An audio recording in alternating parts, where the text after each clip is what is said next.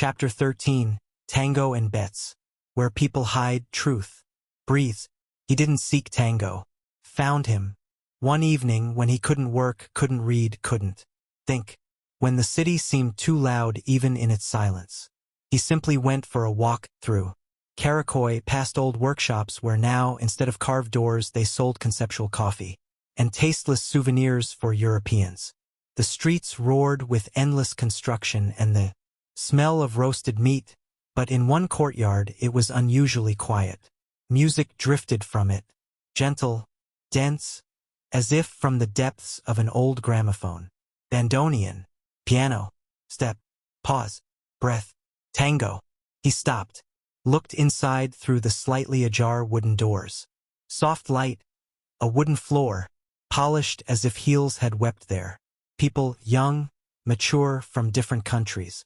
Men, reserved, women focused, graceful. All of it in the language of touch. "Welcome," a woman said in a mix of Turkish and Spanish, approaching him with a smile. "Today is Milonga Abierta. Free entry." He didn't dance, but he stayed. He sat in the shadows next to a pillar and watched. Hours disappeared.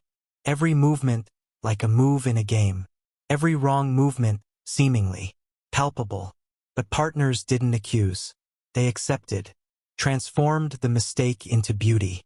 He understood this wasn't about dance. It was about the rhythm of the game, about trust, about risk. A man with graying hair and strong posture approached him. "Is this your first time?" he asked, in English with a slight accent. "Yes, I'm just watching." Watching, that's also a dance. Only inward. They talked.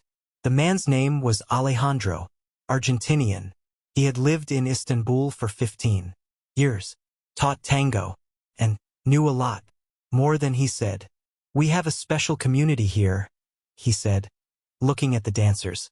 "No one trusts anyone, but everyone holds each other, like in a good game." With each visit he learned more.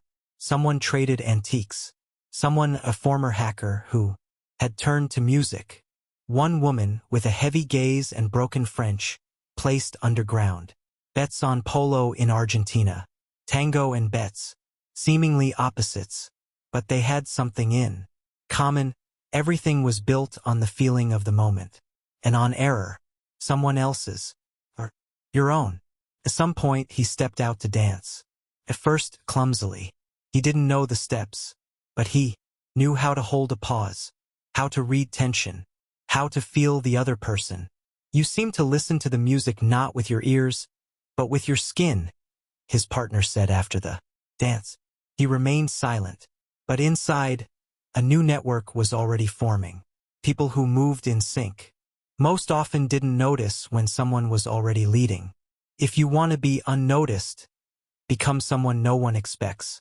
An old man who dances. Man who listens. A guest who leaves earliest. That evening he returned home, sat down at his notebook, and began to draw a new map. Not of betting schemes, but of influence schemes. People. Contacts. Tango had taught him the most important thing. Always leave room for error, and you will become the master of the move.